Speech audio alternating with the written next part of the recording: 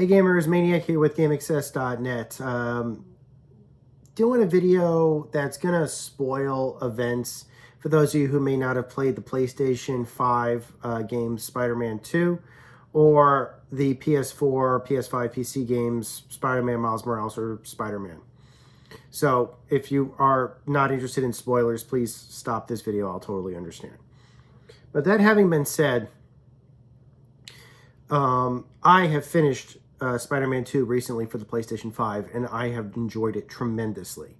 So much so that, very similar to how I felt at the end of Marvel's Spider-Man when it came out for the PS4 and after I beat it on the PS4, a lot was going through my mind about what could be the next steps. And all I could think about following those events were, hey, why not theme parks? I've talked about theme parks previously on this channel. There has been some overlap recently with theme parks and video games, particularly Super Nintendo World releasing or opening in Universal Studios Hollywood. And from what I've been told, that will continue, and there will be a new one in Universal Studios or Epic Universe in Orlando, Florida that's currently being constructed. But that's neither here nor there. We're going to be talking about something different. Now, Marvel has theme park rights in the United States already set up. On the West Coast, they are set up with Disneyland. Over at California Adventure, there is a Spider-Man ride based on the Marvel Cinematic Universe films, starring Tom Holland. And on the East Coast, there is a Marvel Superhero Island that is a part of Universal Studios Islands of Adventure in Orlando, Florida. That's where we're going to be talking about for the majority of this video, because I think that the Islands of Adventure location may be the best option for the fastest turnaround in producing a ride based on the Marvel video game art style. Now, you can't see this right now because obviously I don't have a video capture hooked up to this machine, but I think that ever since 2008, when Spider-Man came out on the PS4, 2018, there was a new reimagining of what Spider-Man was capable of, what could be done with the Spider-Man character. You had a very just incredibly detailed, incredibly best of, like, for lack of a better word, the ultimate Spider-Man, the ultimate Peter Parker, was designed and created for Marvel's Spider-Man 2018. The advanced suit with the white logo, I know it got a lot of flack when it was first revealed. I was all for that design. And I still love that design for Marvel's, the advanced suit. I think it's a fantastic design. And I really would love to buy posters. Heck, the comic books they should adopt the suit design or a suit's design like it for the comic books. And I know that it has been used in comic books specifically if they're trying to depict the Insomniac Spider-Man, but there's no reason why they can't use that to kind of design or detail design for, I mean, every time Spider-Man changes, just say his suit was destroyed and give him a new design. Spider-Man's suit has altered slightly. Oh, the sides of the Spider-Man logo and things like that, the webs, the patterns and things like that. That changes either based on the artist or based upon the story. And I'm sure many readers wouldn't bat an eye if there was like, oh, I needed to get a new costume. What do you think of this one? Thinks it looks pretty cool. Great. Let's put that aside. Let's put that on a shelf for a second. The advanced suit, let's put that on the shelf for a second. The second thing is the character design for some of the other characters. Now, we've seen a lot of Spider-Man's characters in the Spider-Man PlayStation games, the Insomniac verse. We have seen, up until this point, Dr. Octopus, Mr. Negative, I'm sorry, when I say see, I mean we've seen them in CG. We've seen them in full, full video game render. Well, there's some others we haven't, but I'll talk about them in just a second. We've seen Dr. Octopus, Doc Ock. We've seen Scream. We've seen Electro. We've seen the Sandman. We've seen the Vulture. We've seen the Scorpion. We've seen Venom. We've seen Kraven. And those are just the ones I can name off the top of my head right now. There's some we haven't seen. Like, we have not seen the Green Goblin yet. We've seen the Lizard. We haven't seen the Green Goblin. We haven't seen Gwen Stacy. We haven't seen, even though she's not really a villain, we haven't seen her. So, of course, if we haven't seen the Green Goblin, we haven't seen the Hobgoblin either. We have heard of certain characters like the Blood Spider and a couple of other type of characters. I think Vulture there was a mini Vulture, or there was another Vulture that was referenced in the video games. Echo, David Mack's character Echo from the Daredevil series, does exist in the Insomniac Spider-Verse. She was one of the villains. The Kingpin exists, but we haven't. Even though there was a Sinister Six assembling Rhino, we've seen Rhino.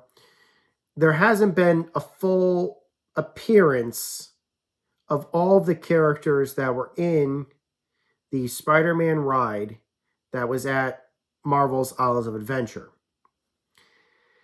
And that's kind of where I want to talk about really quickly. When Islands of Adventure first opened around the year 2000, let's say it was 2000, it might have been 1999, there were two major anchor e-ticket rides that came out along with that section of the park when the park opened.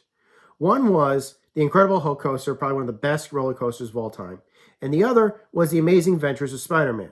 Now, I know that I've seen a lot of reviews of both of those rides, even to this day, that have been posted. I've actually been doing some research about what everybody's opinion about the current Marvel Island in Islands of Adventure. And everybody says it still holds up. And the reason why they all say it still holds up is because it was clearly based on the art style of a mixture of the early 90s comic aesthetic that was later adapted for the Fox Kids aesthetic when they were trying to do animated series for X-Men, Spider-Man, Iron Man, and Fantastic Four, that sort of thing, basically, and Incredible Hulk. The aesthetics match up, basically, with the environment that they created. And for people that are like, they wanted to see something cartoonish, they wanted to see something comic bookish, they really all get behind the Islands of Adventure design and the aesthetic there. And that's fine. We'll put that aside for a second. I know that the Disneyland has made the decision to go with the MCU design. I think that both can exist. I mean, like, I'm fine with either. But it just seems like that in both cases, it might be more difficult to retrofit. But let's put a pin because of aesthetics reasons for Disneyland. But I think if you wanted to basically do a retrofit for something that was existing, I think the PS4's Spider-Man aesthetic could carry over best to the Amazing Adventures of Spider-Man in Islands of Adventure. The plotline of the Amazing Adventures of Spider-Man is that you basically start off by walking into the Daily Bugle, which is designed like a cartoonish comic book office kind of thing. You've got desks, you've got just extreme colors and stuff like that. And as you're going in through there, you're seeing 2D animated cartoons of what's been going on at the Daily Bugle and what's happening in New York City. Essentially, that the plot line is that the Sinister Syndicate, they're called the Syndicate for short, has taken the Statue of Liberty from New York, and they're basically daring Spider-Man to stop them. That's the plot line of the ride. And as somebody that's entering the Daily Bugle as a potential intern, your job is to try out J. Jonah Jameson's new Scoop vehicle. It's like basically like a remotely piloted drone.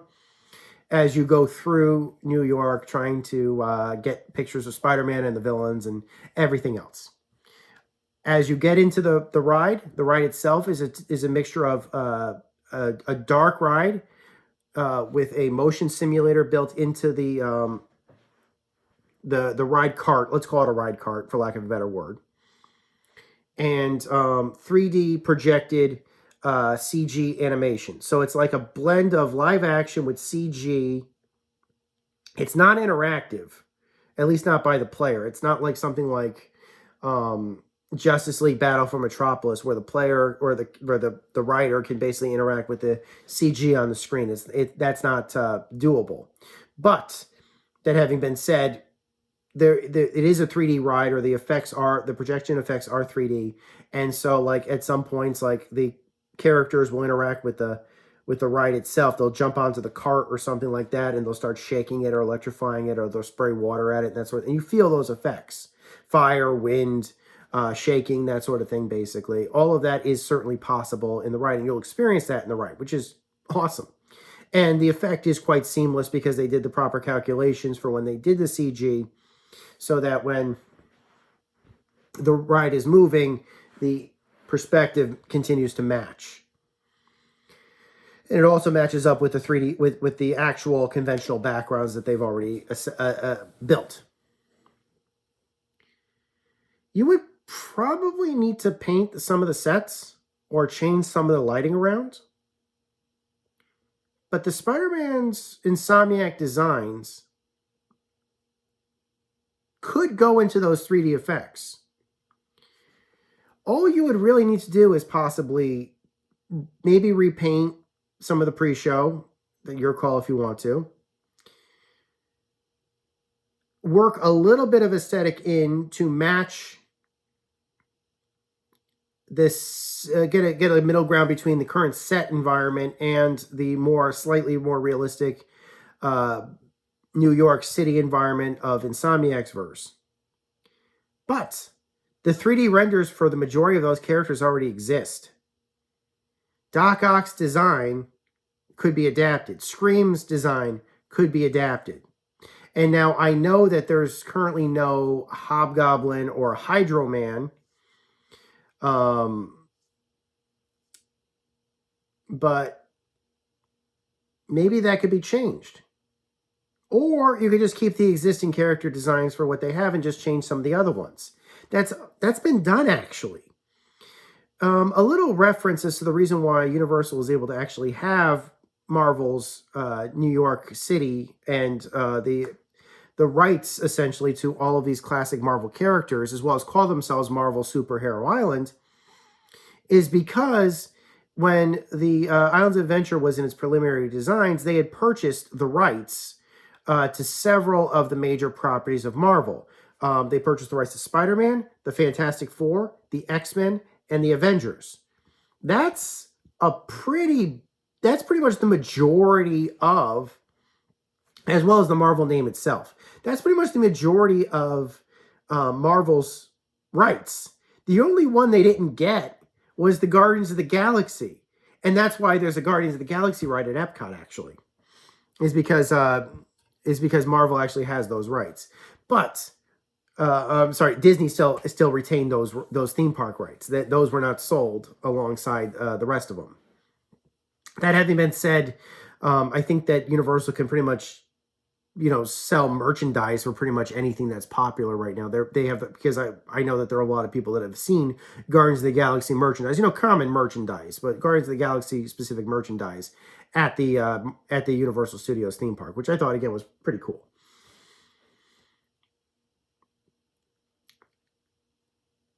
So, if they have if they have the Spider-Man rights, what are the stipulations to these rights?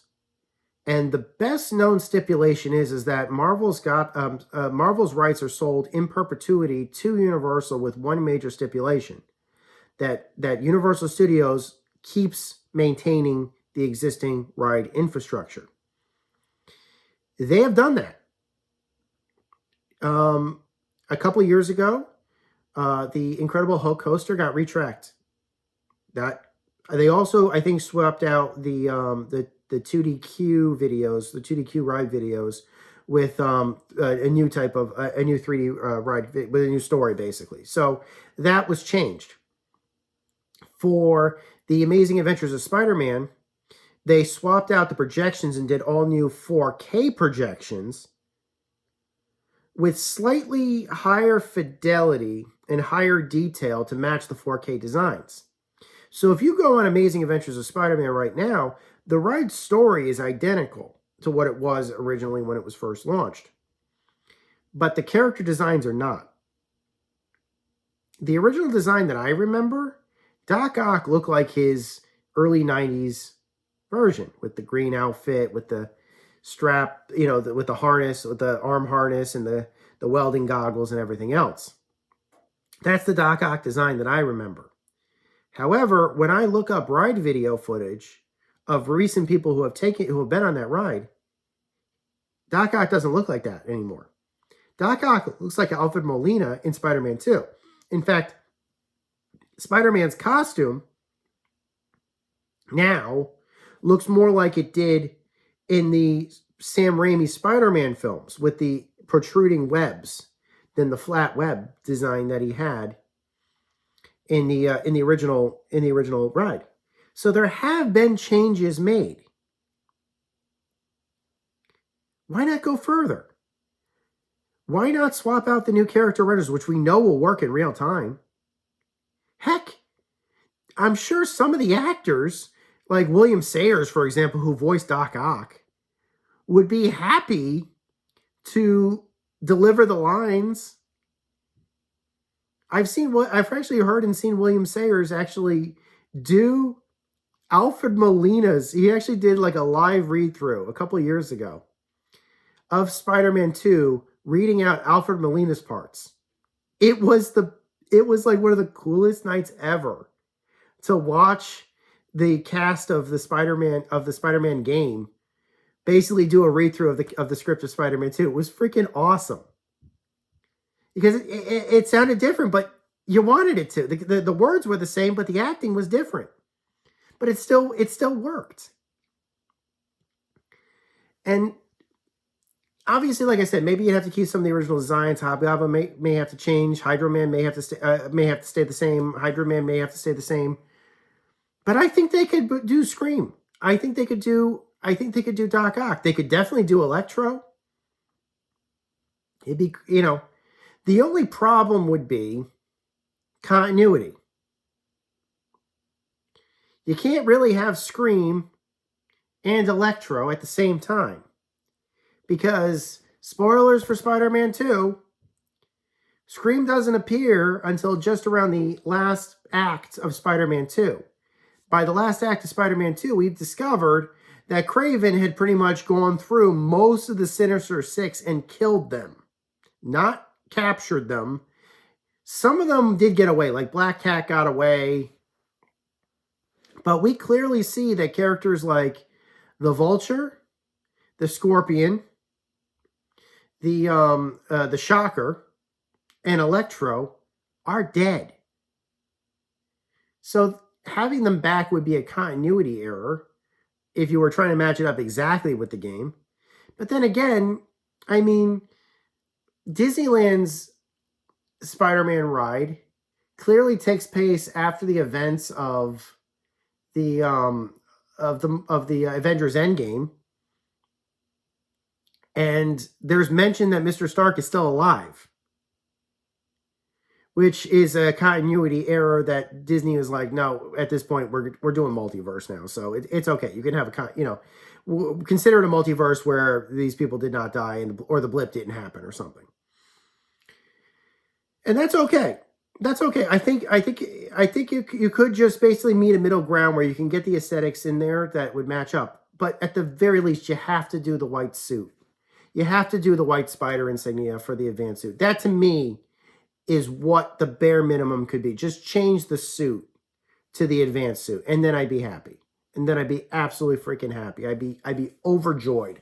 I would go to Florida and go specifically to that ride. I would book a flight and a trip to Universal before they open Epic Universe, just so I could check that out. That would be freaking awesome. Well, I hope you guys enjoyed this video. Until next time, this is Maniac with GameAccess.net. Take care. Over and out.